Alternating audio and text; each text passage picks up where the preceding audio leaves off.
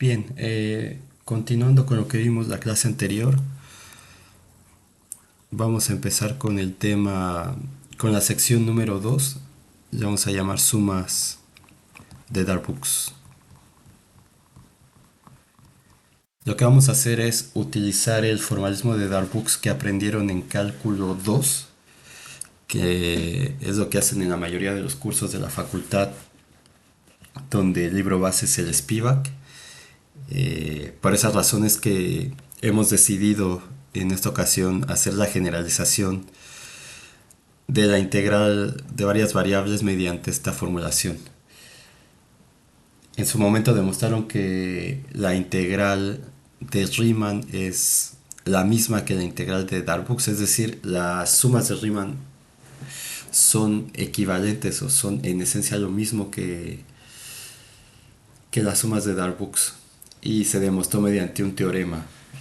Nosotros lo hicimos y imagino que la mayoría de ustedes vio esa demostración. Si no la vieron, pueden revisar el teorema correspondiente en el video correspondiente de nuestra lista de cálculo diferencial integral 2, y si no, también pueden revisar el Spivak, donde viene explicado de manera clara, no detallada al extremo, pero si ya están en un curso de cálculo 4 pueden entender perfectamente la demostración que viene ahí. Pero en cualquier caso es suficiente con saber que ambas formulaciones son equivalentes. Lo que vamos a ir haciendo nosotros es, en cálculo 2 se hizo la construcción de la integral mediante sumas de Darboux. Para hacer esto, en varias variables vamos a ir recordando un poco las cosas que hicieron en cálculo 2 porque ya tiene un tiempo que llevaron esa asignatura, en teoría 2 semestres. Eh,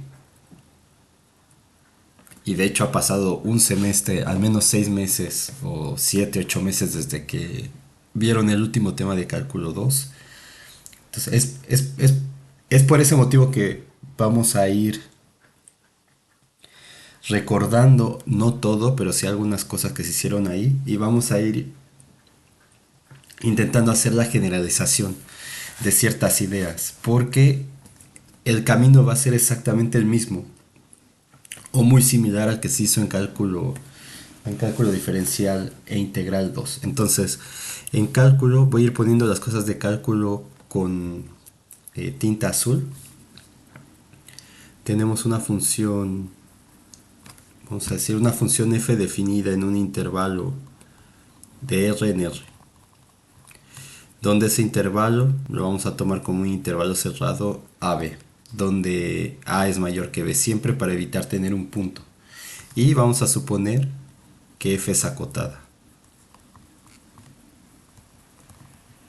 Es acotada en ese intervalo I. Entonces, que F sea acotada significa que alcanza, o sea, que es tanto acotada superiormente como inferiormente. Y lo que tenemos es, sin pérdida de generalidad, debido a que siempre podemos hacer una traslación de ejes, vamos a tomar las funciones en el primer cuadrante. Entonces este AB estaría aquí. ¿Por qué estoy poniendo la función continua? Por motivos de entender las ideas que vamos a analizar a continuación. Sin embargo, en la teoría nunca se pide que la función sea continua, solamente se pide que sea acotada. Nosotros la pintamos continua para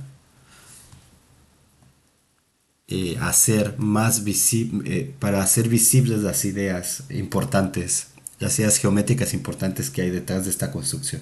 Entonces, eh, vamos a tomar, o sea, esta función definida en un intervalo cerrado AB, que es acotada, que hemos pintado aquí continua, pero con acotada es suficiente. Es lo mínimo que se le tiene que pedir. Genera una región. Entonces esto, ya lo estoy poniendo, creo que negro, ¿no? Esto genera la región S que vamos a definir de la siguiente manera. Entonces S va a ser lo que teníamos antes, la región R de la función f en el intervalo AB, o simplemente lo pueden poner como R de f, I. Entonces esa región es el área bajo la curva. S va a ser nuestro conjunto S del que hablamos de la clase anterior. Entonces lo voy a llamar S. Y sin pérdida de generalidad, como dije, lo voy a escribir acá, que es lo que tenemos en el diagrama. Sea f mayor que 0 para toda x que pertenece ahí, que va a estar en el primer cuadrante, donde donde a es mayor que b y son mayores que 0. Entonces, ¿qué es lo primero que tenemos que generalizar? El concepto de partición. Entonces voy a escribir acá la definición de partición en general. Entonces, recordando otra cosa acá, vamos a poner una partición. Voy a poner la definición general para conjuntos. Entonces, una partición de un conjunto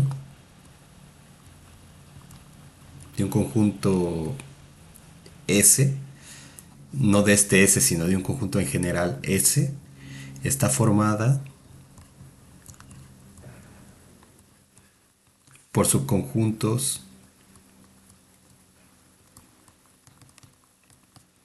un número finito de subconjuntos S1 hasta Sn, subconjuntos de S, tales que, número 1, la unión de todos ellos me da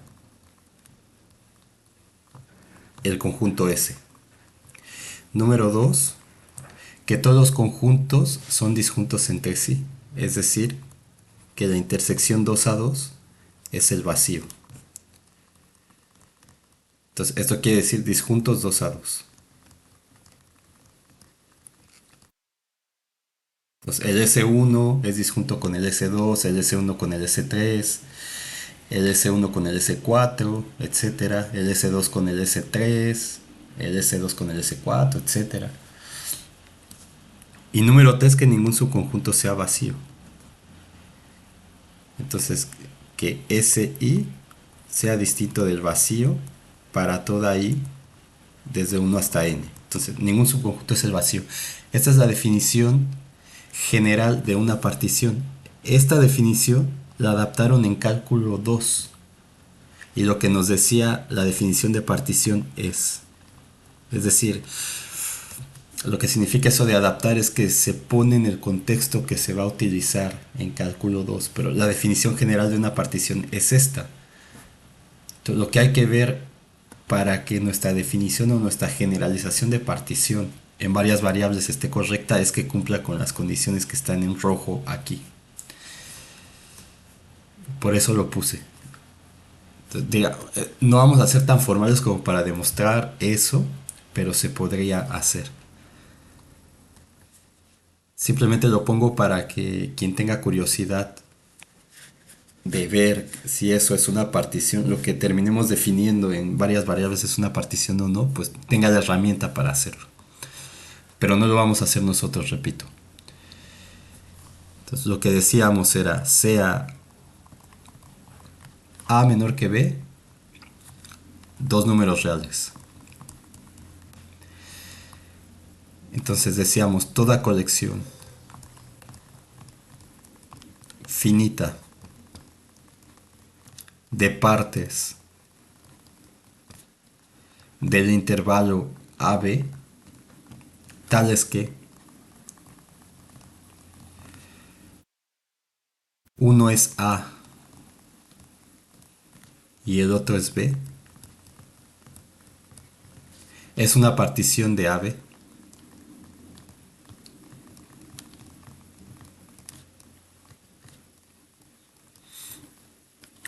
Y geométricamente lo que se tiene es, en R, la recta numérica, tenemos dos números, uno que hemos llamado A, otro que hemos llamado B, perdón, tal es que A es menor que B, y entonces esto genera este intervalo AB, que sería nuestro conjunto S en la definición general.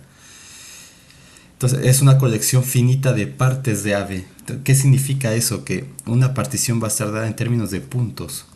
Entonces va a ser x0, x1 hasta xn. Eso va a ser una partición del intervalo AB que denotaban así, el conjunto de todas las particiones. Si, solo si, lo que me dice esto es que uno de ellos sea A, entonces en este caso x0 igual a A, y el otro sea B, entonces ese va a ser el último xn igual a B. Y como me dice la definición de aquí, es una colección finita de partes. Entonces, eso significa que cada uno de estos tiene que estar ordenado de esa manera, es decir, tal que x0 es menor que x1, menor que x2, menor que xn. Entonces hay muchas particiones que cumplen la definición general, pero para un intervalo hay muchas particiones que se pueden definir de manera que cumplan la definición general para un intervalo, pero la que ocupamos en cálculo 2 fue esta.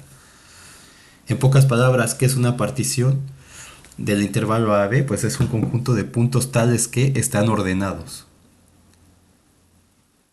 de manera que se incluyan los extremos de ese conjunto o de ese intervalo. Entonces estamos hablando aquí de intervalo y de partición. Entonces tenemos que generalizar primero lo que es un intervalo.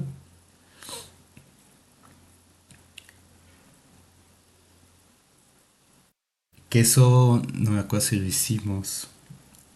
Ah, claro, eso se hizo en cálculo 3. Entonces solamente voy a recordarlo acá. Entonces necesitamos generalizar el concepto de intervalo y el de partición. Y eso por ahora, por el momento. Eso es lo que necesitamos generalizar. Según el camino que se siguió en cálculo 2, repito, que es el mismo camino que estamos diciendo. Entonces, en los números reales, en R, el intervalo AB, ¿cómo se define? Como el conjunto de puntos X o el conjunto de números reales X tales que están entre el punto A y el punto B. Es decir, tales que A es menor o igual que X y X es menor o igual que B. ¿Cómo podemos generalizar esto a R2? Pues eso ya se hizo en cálculo 3. Tenemos el plano cartesiano. Vamos a llamarlo en vez de XY, X1 y X2 a las coordenadas del plano R2. Y lo que vamos a hacer es un producto cartesiano, que es la manera natural de generalizar esto. Entonces tenemos un intervalo A1, A2 en X1. Voy a ponerle A1, B1 mejor. En X1. Y lo mismo en la dirección X2. A2, B2. Y hago el producto cartesiano de estos dos intervalos. ¿Y qué me va a generar qué me va a generar ese producto cartesiano? Me va a generar un rectángulo de lados B1 menos A1 y B2 menos A2. Me genera todo este rectángulo de aquí, incluyendo la frontera. Entonces, el rectángulo R sería A1, B1, producto cartesiano A2, B2.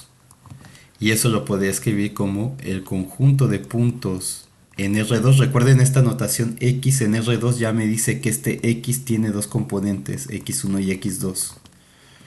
O X, Y como yo le quiera llamar. o x1 abajo, x2 abajo, como lo quieran poner. Yo estoy poniendo índices arriba justo porque más adelante en el curso vamos a ver lo que es una variedad para tratar de hacer eh, para intentar tener el teorema de Stokes, o más bien para tener el teorema de Stokes en general, donde el espacio no es plano. Entonces por eso lo estoy poniendo así. Bueno, de hecho lo vamos a hacer en un espacio plano, pero hay varias sutilezas ahí. Entonces esa notación X en R2 no se confundan, es como si ustedes pusieran, si ustedes en sus notas quieren ponerle esa flecha, porque se confunden si solo tienen la X, está bien. Está bien, perfectamente válido. Pueden usar esa notación si quieren. Yo voy a usar esta por los motivos que ya he explicado anteriormente. Tal es que cumple con la definición del intervalo en R dos veces. Es decir, que I sea menor o igual que, bueno, voy a ponerlo así en general, en la forma extendida, tal que A1 sea menor o igual que X1 menor o igual que B1 y A2 menor o igual que X2 menor o igual que B2. Y esto en forma simplificada lo puedo poner como el conjunto de parejas ordenadas de puntos o de puntos en R2 tales que AI es menor o igual que XI es menor o igual que BI para I de 1 a 2. Entonces, un intervalo en dos dimensiones es el producto cartesiano de dos intervalos en una dimensión. Ahora,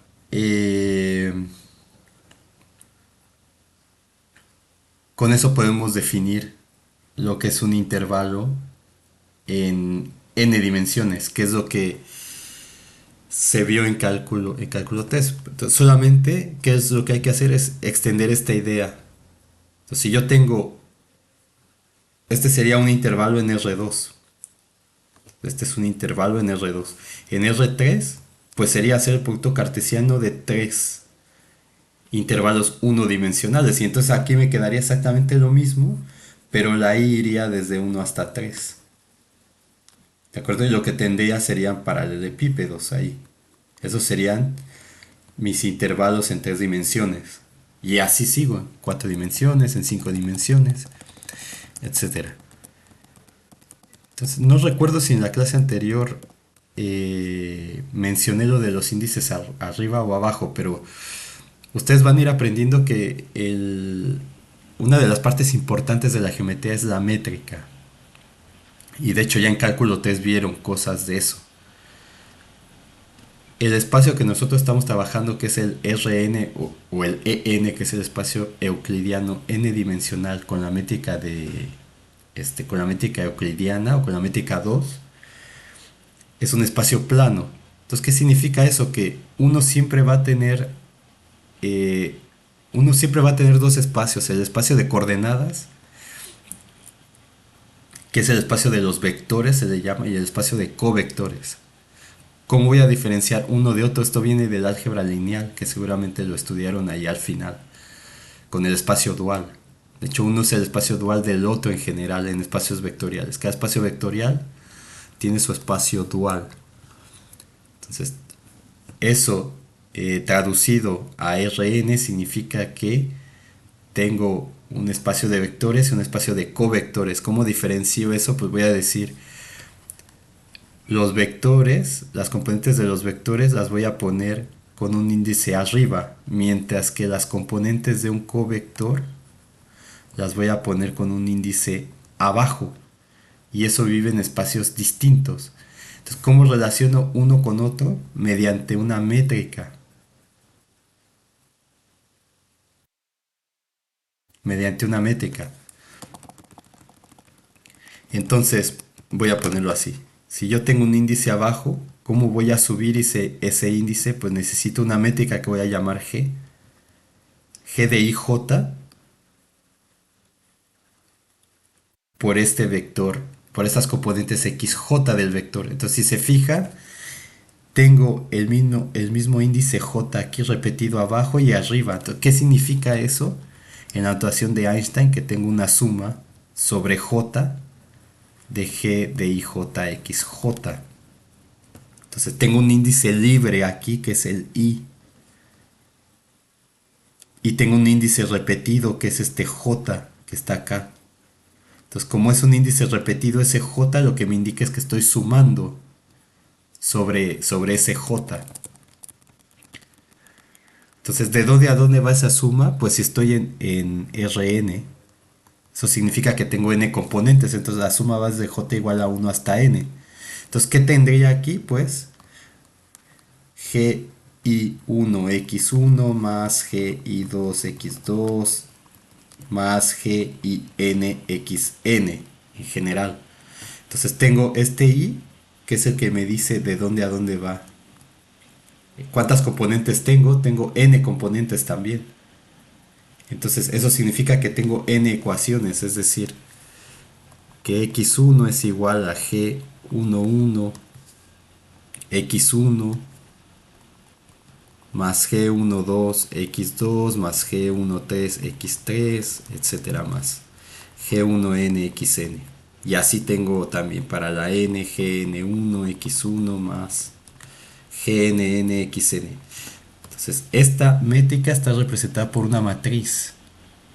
Entonces, en general, esa matriz no es una matriz diagonal con unos en la diagonal, pero en el caso de Rn, esta métrica es la delta de Kronecker, que me dice que si I, que esta cosa vale 1, si I es igual a J, y vale 0 si I es distinto de J. Entonces, es la métrica de Rn. Entonces la representación de esto es una matriz. Y esa matriz, ¿cómo es? Pues tiene unos y ceros. Es una matriz diagonal con unos en la diagonal y ceros en otra parte. ¿De acuerdo? Estoy explicando esto por si no... Porque no, creo que no lo mencioné en la clase anterior, pero sí en cálculo 3. Pero si no llevaron cálculo 3 con nosotros, pues aquí una breve explicación de lo que significa eso. Entonces, si yo sustituyo la delta de Kronecker aquí, lo que yo tendría es que xi es igual a delta ij por xj, pero esta delta es distinto de 0 cuando la i es igual a la j. Entonces, eso significa que los únicos números distintos de 0 es cuando i es igual a j, es decir, delta ii, xi. Y cuando i es igual a j, esta delta vale 1. Entonces, esto me va a quedar 1 por x a la y arriba. Entonces, en un espacio plano como lo es Rn, los índices abajo es lo mismo que los índices arriba. Entonces, esa es la razón por la cual en geometría analítica, por ejemplo, cuando veían el paso a varias dimensiones, no sé si vieron en más de 3 dimensiones, o en álgebra lineal, en algún lugar tuvieron que haber visto eso. Ponían la componente x1, x2 y x3 con el índice abajo.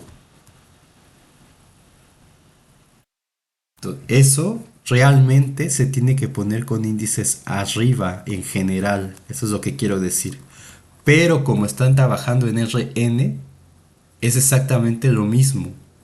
Y por eso en los libros usan el índice abajo sin ningún problema, cuando están en Rn. Pero la cosa cambia cuando están en un espacio distinto, porque en un espacio distinto la métrica ya no es esta delta.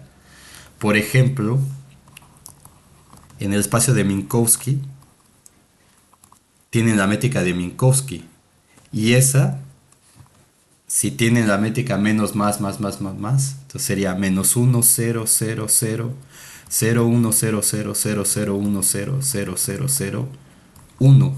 Entonces en este caso ya no es lo mismo tener un índice arriba que abajo, porque mi métrica es esta y ya no es 1 en general como pasaba aquí, es 1 para la parte espacial. Entonces, de hecho, cuando hablan ustedes de la métrica de Minkowski, en vez de usar los índices latinos y J, usan los índices griegos mu.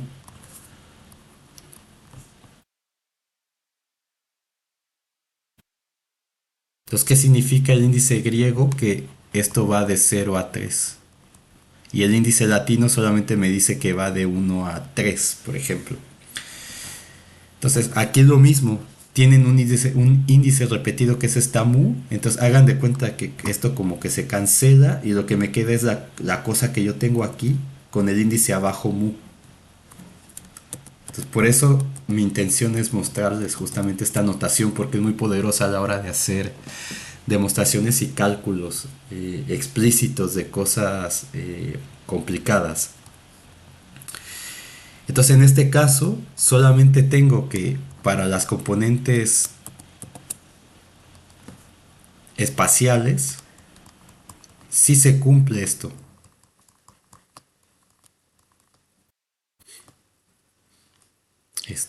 ¿Cómo lo puse acá? Sí, así. Si se cumple esto. Pero para la componente del tiempo no. Pues x0 es igual a eta 0, 0 o eta 0 nu x nu.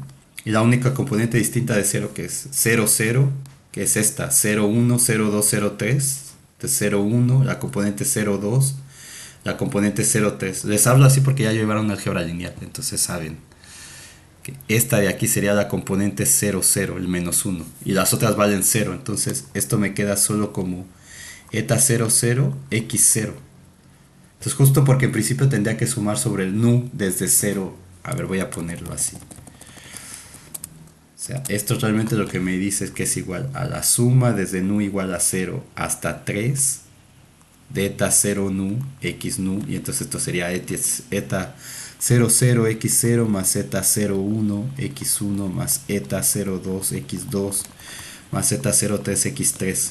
Pero eta 0, 1 es 0, eta 0, 2 es 0, eta 0, 3 es 0. Entonces solo me queda eta 0, 0, pero eta 0, 0 es menos 1. Entonces esto es menos x0.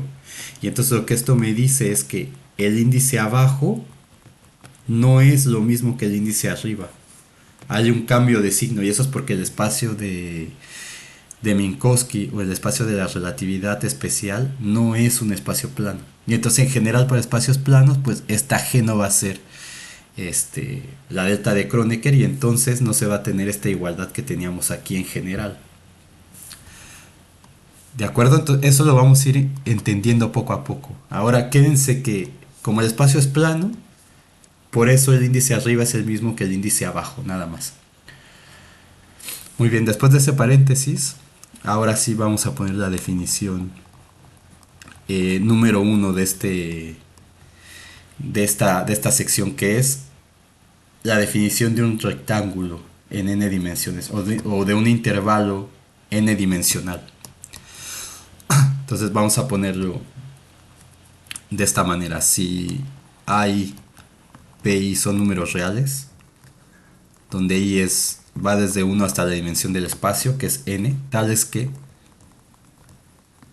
AI es menor que BI para toda I desde 1 hasta n. Entonces, ¿qué significa eso? Que tengo una recta en cada dirección. Entonces, voy a tener número 1, vamos a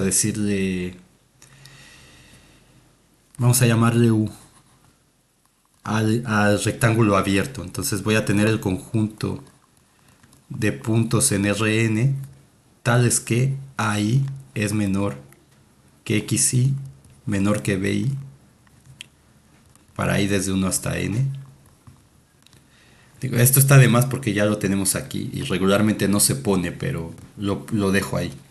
Que va a ser el intervalo abierto A1, B1, producto cartesiano con A2, B2, producto cartesiano con AN, BN. Entonces esto va a ser lo mismo que tenía aquí, solamente que sin la frontera. Entonces va a ser un intervalo, un rectángulo abierto, ¿ven? En ese caso, y aquí tendría esto abierto así. Entonces la frontera no se incluye más que lo que está dentro. Entonces eso, voy a dejar esto como estaba. A eso le vamos a llamar, le va a poner un intervalo, pero dado que lo que vamos a utilizar van a ser hiperrectángulos o n paralelepípedos o paralelepípedos en n dimensiones, vamos a decir que esto es un rectángulo abierto n-dimensional. También le llaman un hiperrectángulo.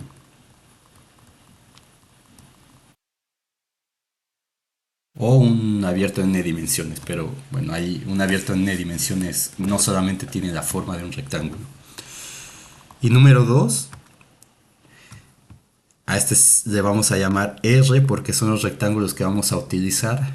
Es el conjunto de puntos en Rn tales que I es menor o igual que xi menor o igual que bi, para i desde 1 hasta n, que es el producto cartesiano de los rectángulos ANBN. Entonces, esto va a ser rectángulo, un rectángulo cerrado n-dimensional. O simplemente un rectángulo. O hiperrectángulo, aquí me faltó ponerle abierto. O hiperrectángulo cerrado. Hiperrectángulo abierto. O hiperrectángulo cerrado. Simplemente así. Entonces, ¿qué significa? Que en una dimensión tengo, o sea, si vamos a poner acá como una observación.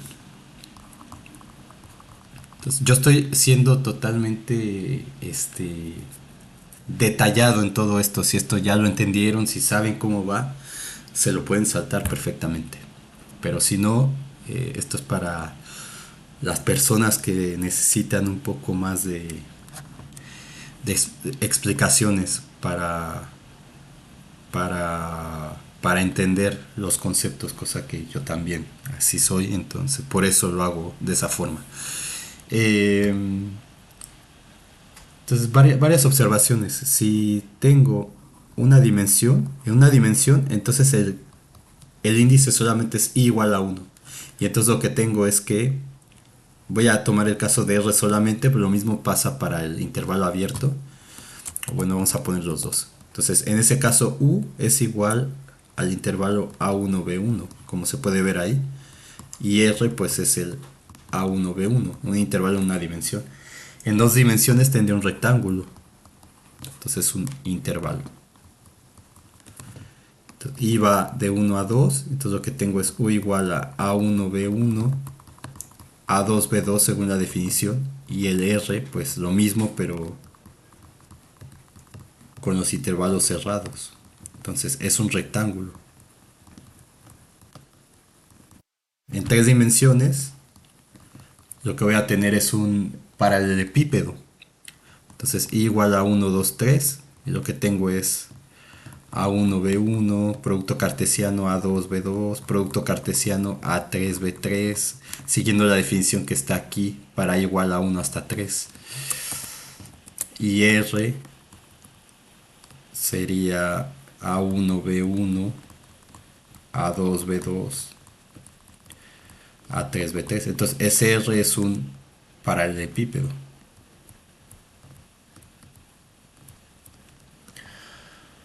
Paralelepípedo. Y este sería un paralelepípedo abierto, etcétera, ¿no? Etcétera. Entonces, hasta tres dimensiones lo pongo. Y hay otra cosa que hay que observar. Si lo voy a poner en otra página, si AI es igual a BI para alguna I,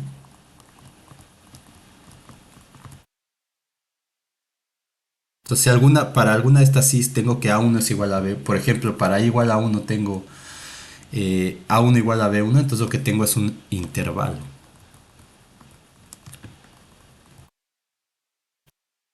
Un intervalo. Todo esto es muy importante porque el Saga no explica, no explica mucho. Esto que estoy haciendo, lo que vamos a hacer aquí es para explicar 3 páginas o 4 páginas del Saga. Entonces es un intervalo cerrado que vamos a llamar degenerado en Rn. Entonces, qué significa eso? Lo voy a poner en negro. Por ejemplo, en R2. En R2, si tengo A ver, por acá voy a poner los dibujitos. Entonces tengo, antes de eso, vamos a ponerlo así para que quede claro. En una dimensión tengo el intervalo. En dos dimensiones, pues tengo el rectángulo.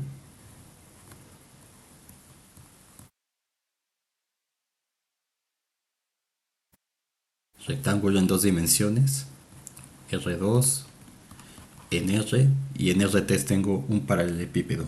Entonces,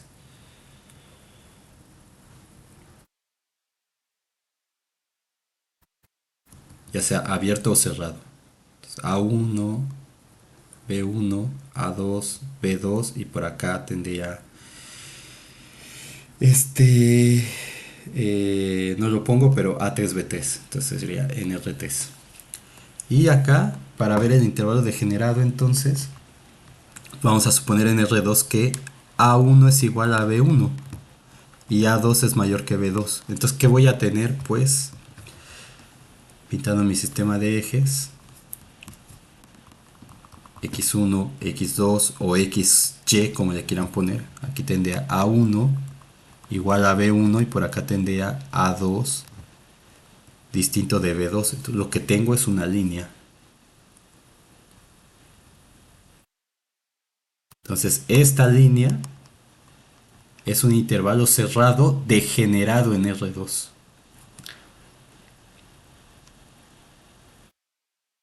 ¿Verdad? Esto es un intervalo cerrado. Bueno, aquí ya lo puse en verde. Es un intervalo cerrado degenerado en R2. Si estoy en R3, por ejemplo, vamos a decir que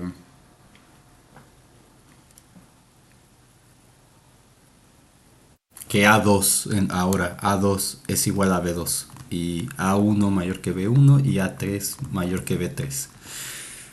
Entonces ahora tengo mi espacio en tres dimensiones. X1, X2, X3, y tengo que aquí sería A1, A2 son distintos, A1, B1, perdón, son distintos. Acá tendría A2 igual a B2 y por acá tendría A3 distinto de B3. Entonces, ¿qué significa esto? Que voy a tener voy a pintarlo de otro color. Vamos a tener esta línea aquí. Ahí no parece mucho que esté aquí.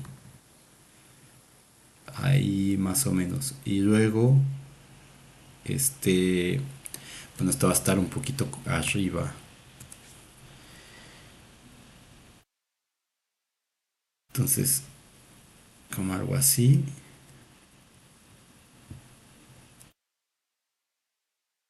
Entonces va a ser como una lámina, ¿ven?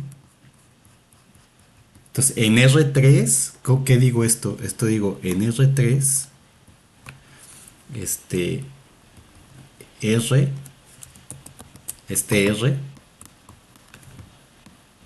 es un intervalo cerrado degenerado. Acá digo, este sería R, en R2, R es un intervalo cerrado degenerado.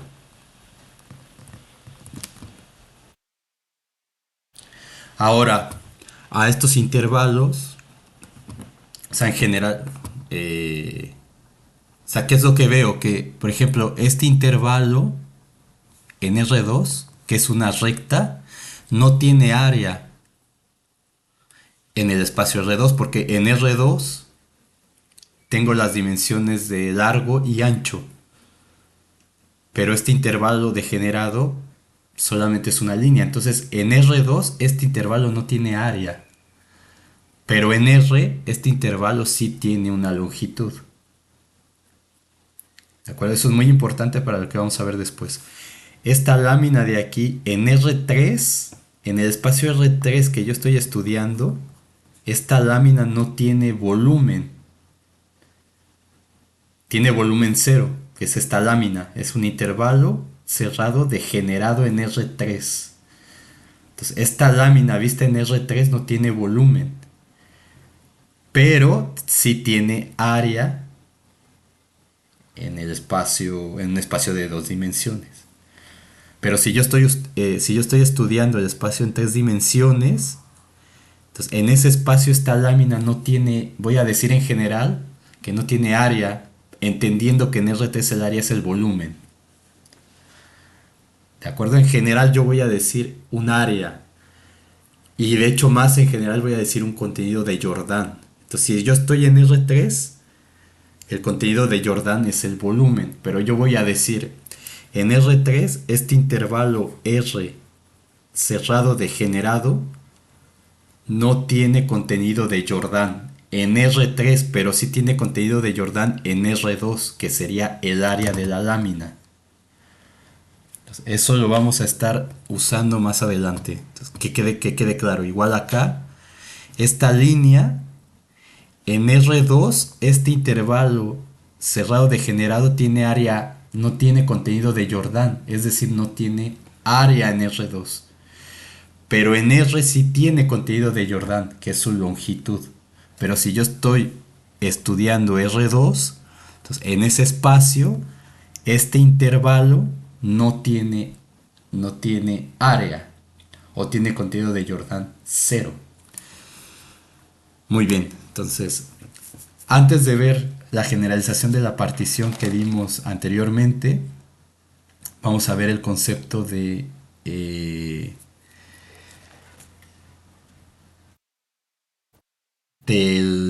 la longitud o el área de un rectángulo.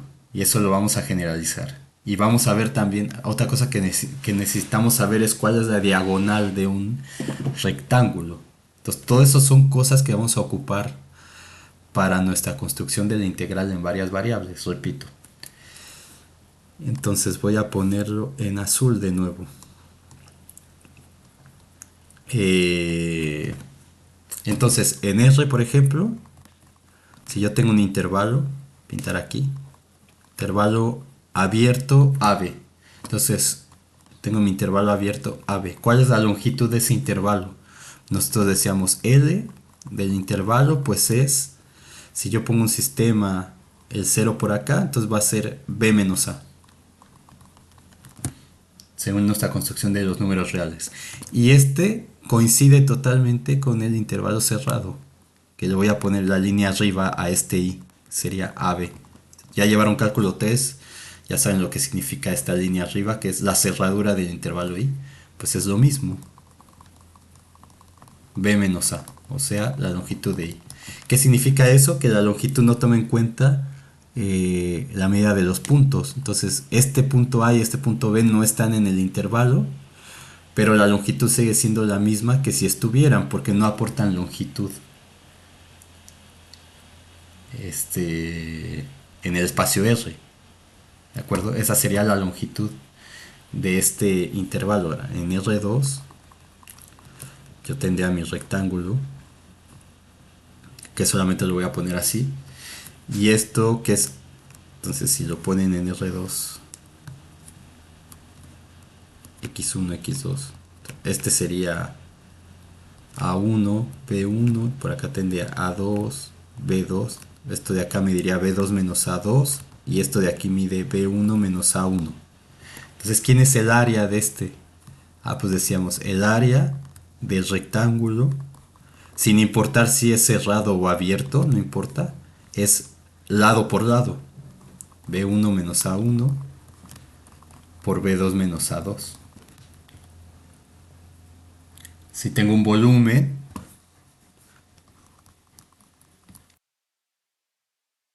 lo voy a poner así. Tengo por acá mi cajita. Entonces, ¿cuál es el volumen de esto? Pues el volumen del paralelepípedo es lado por lado por lado, ¿no? Entonces este es L1 por L2, L1 por L2 por L3, pues sería B1 menos A1 por B2 menos A2 por B3 menos A3.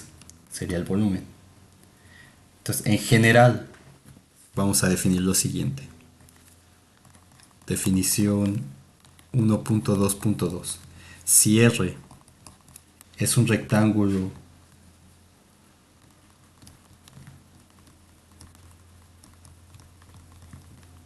eh, abierto o cerrado, n-dimensional, sin importar si es degenerado o no, porque ahí mismo nos va a decir cuál es el área o lo que sea. Entonces vamos a definir, según lo que mencionamos la clase anterior, su medida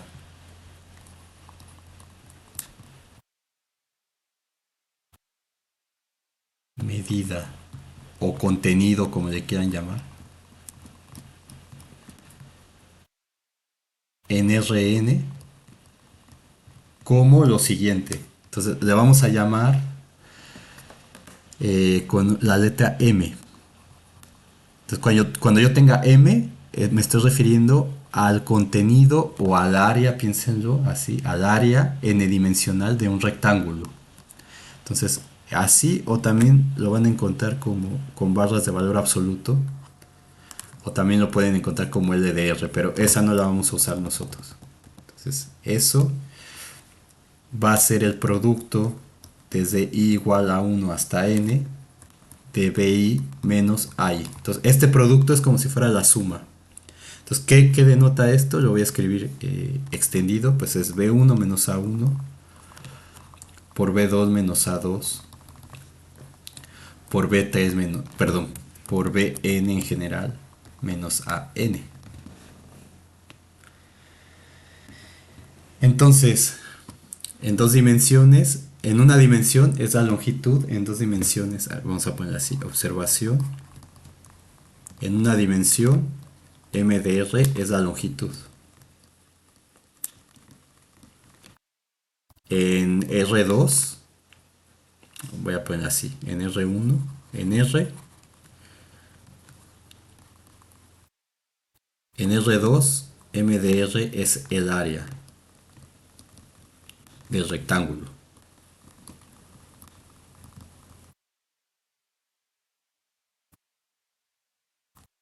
En R3, m de r es el volumen.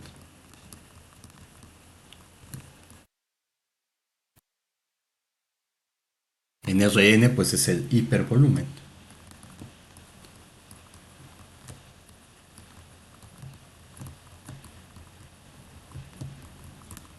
Entonces son cosas que ya saben pero que estamos formalizando. Con esta definición se ve en Rn, dice, su medida en Rn. Entonces la medida en Rn de esto que teníamos acá, la medida en R2 de este R, pues según la definición es A1 menos, perdón, es B1 menos A1 por B2 menos A2. Pero aquí resulta que B1 es igual a A1, entonces esto es 0. Y 0 por lo que sea me da 0. Entonces la medida de este rectángulo en dos dimensiones es 0 para este intervalo cerrado degenerado. Lo mismo aquí, la medida en R3 de este R pues es B1 menos A1 por B2 menos A2 por B3 menos A3. Entonces en este caso A2 es igual a B2, esto es 0, esto me da igual a 0. Entonces la medida de este rectángulo degenerado en R3 es 0, según la definición que estamos poniendo acá.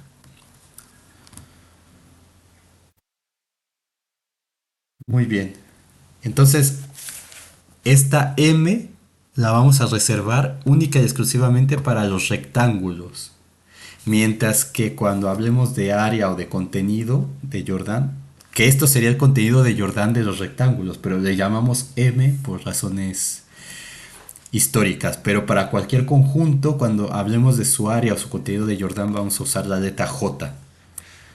Entonces no sé, para que no se confunda, porque es confuso, porque esta M realmente es la medida de Jordan del rectángulo R en n dimensiones, pero es una notación que se usa. Ahora, ¿Cuál es la diagonal de un conjunto? Entonces, ¿cuál es la diagonal?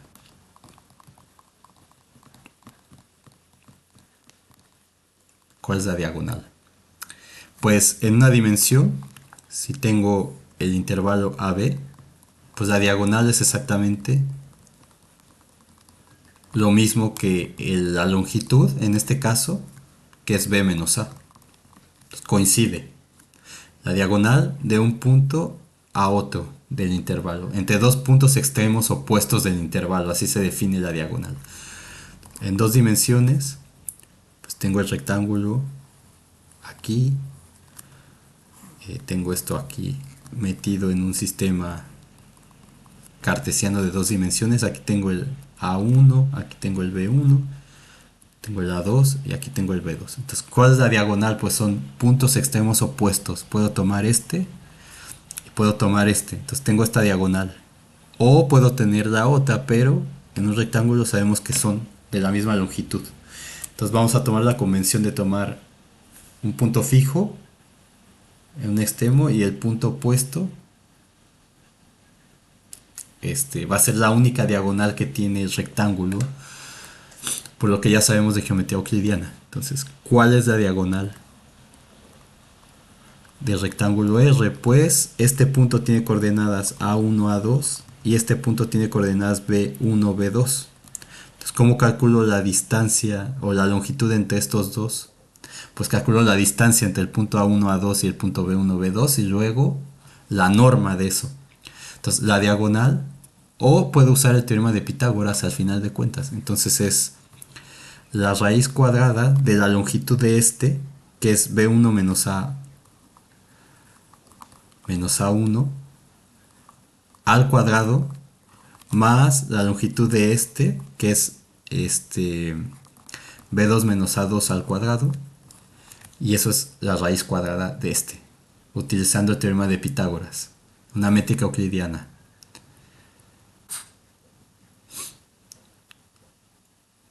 ¿De acuerdo? Ahora en Rn pues no nos va a servir esto porque ya no vamos a ver el rectángulo fijo. Entonces necesitamos el método vectorial. Entonces en general en Rn pues yo tengo acá mi sistema. Lo voy a poner así. Rn. Tengo un vector A. Un vector A. Tengo un vector B.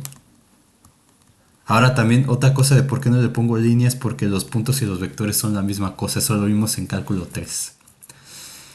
Aparte de una cuestión de notación que comenté antes. Por ese motivo también es válido ponerle así, sin la línea de vector. Entonces, ¿quién es la distancia entre estos dos vectores? Pues es B menos A. B menos A. Entonces, en Rn, la diagonal. A ver, voy a hacer a irles diciendo las cosas de manera verbal, porque es algo que ya conocen. Entonces, en Rn, un rectángulo tiene 2 a la n vértices.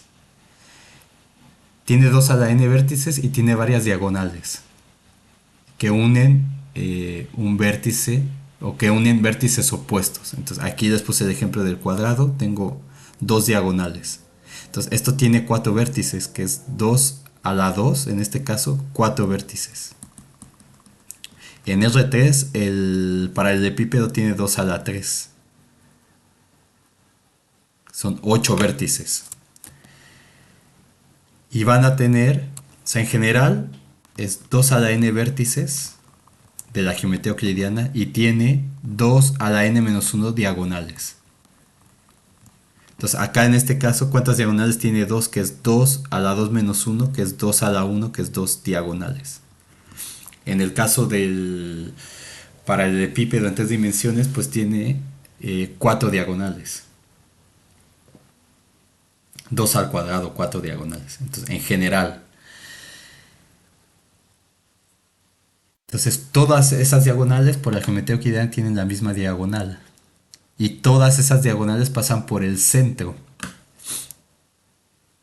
Entonces, el centro del rectángulo, pues es el conjunto de parejas A1 más B1 sobre 2, coma, A2 más B2 sobre 2, coma, etcétera, hasta AN más BN sobre 2. Entonces, eh,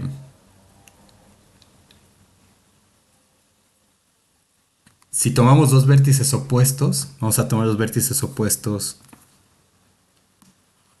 A como A1 hasta AN, que es lo que me va indicando esto. El siguiente, en la siguiente dimensión, aquí me va a aumentar un A3 y aquí un B3. Entonces, esa es la diagonal que vamos a tomar, dada la geometría. Dado que la geometría euclidiana ya nos dice que todas las diagonales son la misma, tienen la misma longitud. Y el otro va a ser B1, Bn. Entonces, esos van a ser los vértices opuestos que vamos a tomar.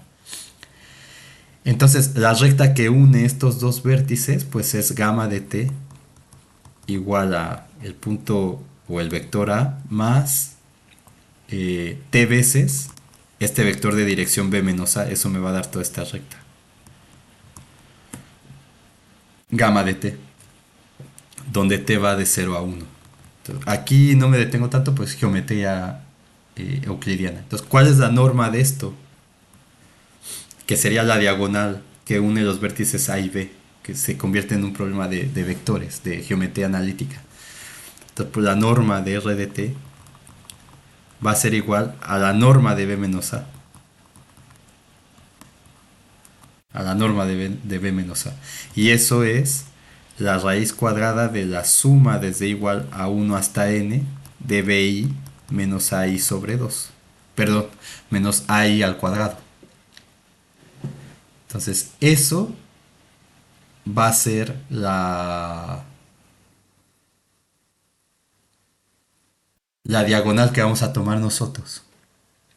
Entonces vamos a ponerlo como una definición. Entonces de ahí viene la siguiente definición, 1.2.3. Entonces sea R un rectángulo, o sea, un rectángulo n-dimensional. O sea, ya dijimos que si digo rectángulo, me estoy refiriendo a este, aquí está. Sea R un rectángulo en n dimensiones, no degenerado en Rn. Entonces se llama diagonal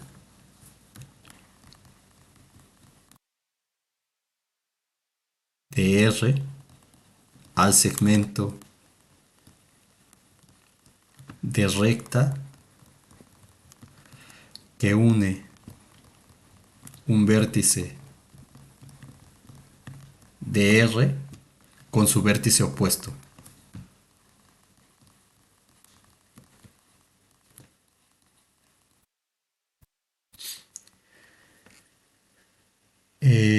Es decir, que sean vértices opuestos quiere decir que son dos puntos que tienen todas sus coordenadas distintas. Entonces, si tiene una coordenada igual, ya no es un vértice distinto, un vértice opuesto al otro. ¿De acuerdo? Entonces, tienen que tener sus coordenadas distintas. Lo menciono por si se les olvidó. Entonces, ¿qué iba a poner? En particular, la diagonal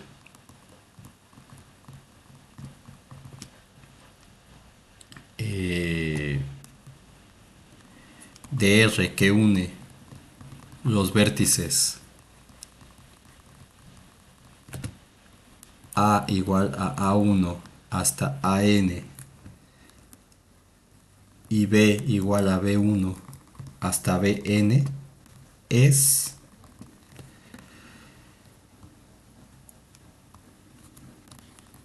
según lo que vimos, diagonal de R va a estar dada por la recta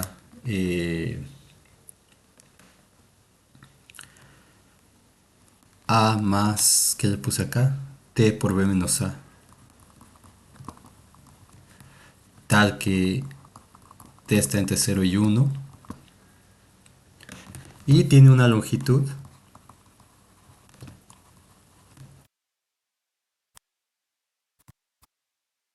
vamos a llamarle m de la diagonal de R dada por lo que ya calculamos, la suma desde igual a 1 hasta n de bi menos ai al cuadrado a la 1 medio. Y si lo quieren poner de manera extendida,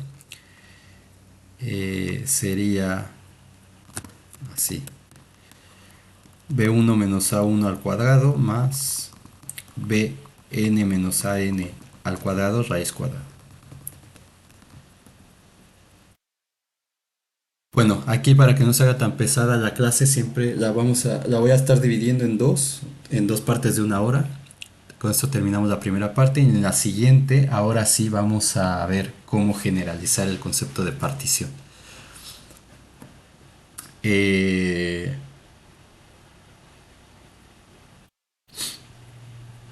bueno, con esto pueden calcular la diagonal de cualquier rectángulo en n dimensiones. Y eso lo vamos a utilizar más adelante para demostrar algunas cosas.